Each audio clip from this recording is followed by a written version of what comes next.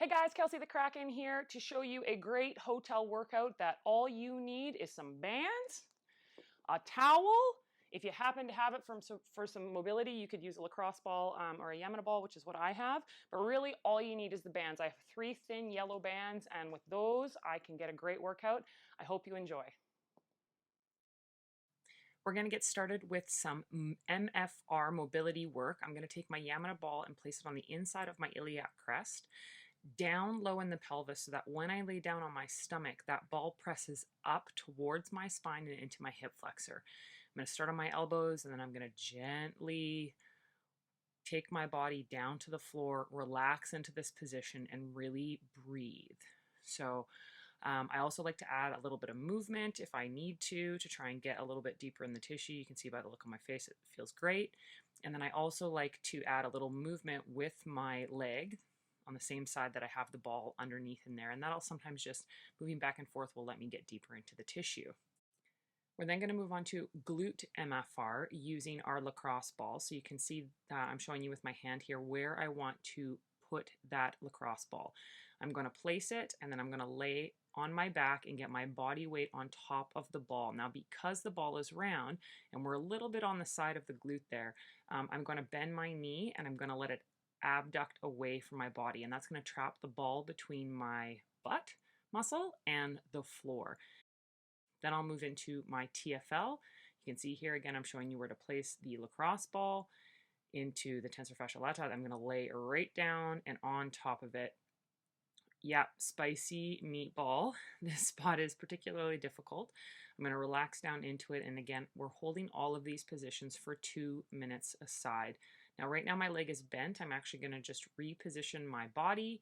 I'm going to straighten that bottom leg to make the line even longer, and again, just settle back down into that TFL, MFR, mobility work.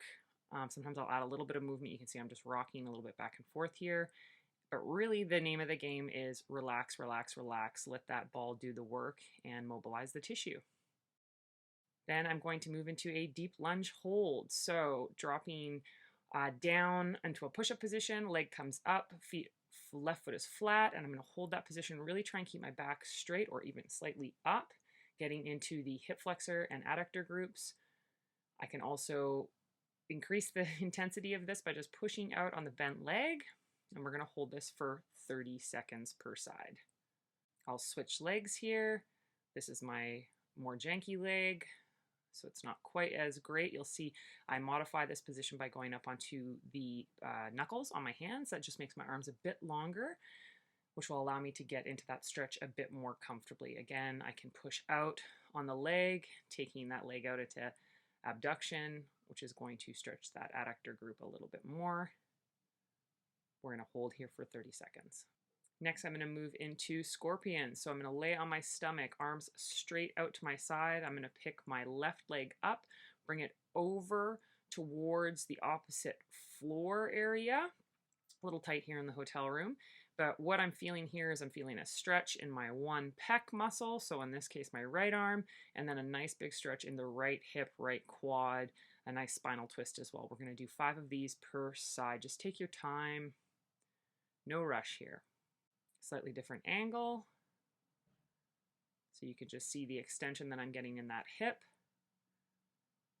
Again, your foot doesn't have to go to the floor if it's too tight. It's totally okay to let it hang in the sky.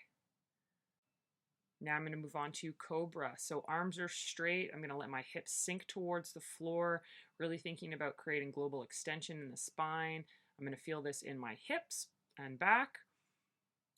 Relaxing here, then I'm going to drop to the floor, go into a little bit of a child's pose kind of situation just to stretch out the backside, and then up into a down dog.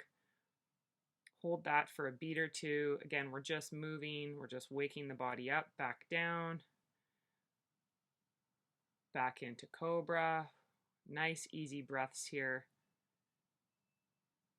No right or wrong way of doing this in terms of time frame, how long you want to hold things. We're going to move through this series 5 times. Then I'm going to go into some cat camels. Again, spinal mobilization here, going flexion and extension, letting the belly hang, then pulling the belly up. We're going to do this 10 times, and then we're going to get cracking on the workout. So first exercise here, we have supine hip slides with a foam roller or a Yamana ball. You're going to lift your glutes off of the floor, and then we're going to work into pushing one hip forward and pulling the opposite hip back while squeezing the implement between the knees. So this is really going to mobilize those glutes and the hips into internal external rotation. The next exercise we're going to do is a single leg wall stride. So 90-degree angle on the floor.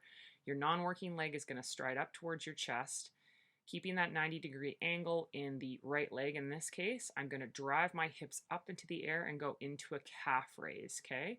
We're going to do this for 20 reps, so it's going to get a bit burny. You can see from the side I'm holding a really good glute bridge position, 90 degrees to the wall, and I'm driving through the 4th and 5th metatarsal of my right foot. Okay, then we're going to move into a banded coiling single leg squat. So I'm going to use one of my little yellow bands that I packed. I'm going to step right on it. Both legs are going to be slightly rotated. So my back leg's in internal rotation. My front foot is slightly internally rotated. And as I drop down, I'm really pushing the energy of my left leg outwards and letting that right leg coil in. I'm going to keep my spine nice and long, as you can see.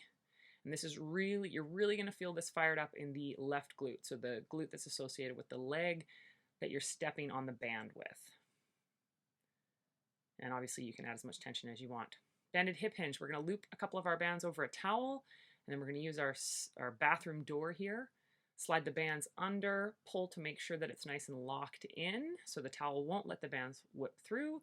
I'm going to straddle the bands and I'm going to do a strict hip hinge here. So letting the hips drive back towards the wall, and then a nice big hip hinge forward, rotating the pelvis, squeezing the glutes. We're going to do this for reps.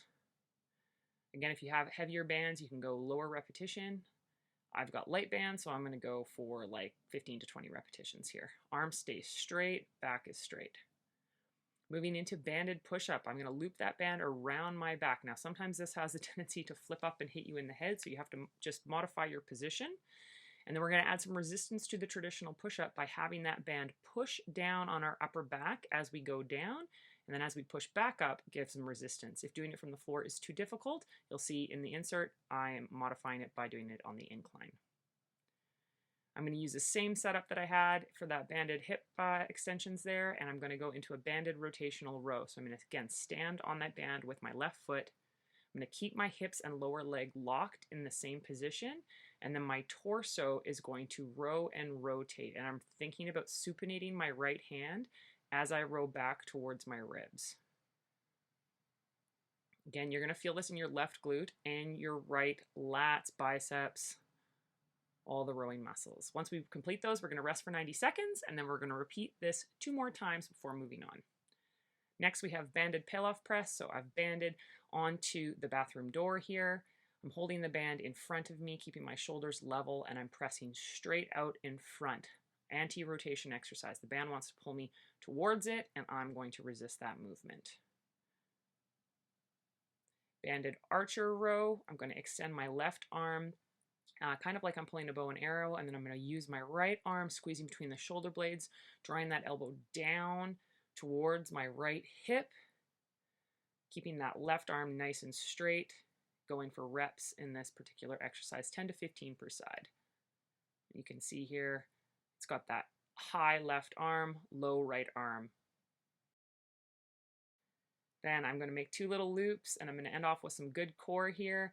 Banded dead bug, so lumbar spine is pushed down into the floor.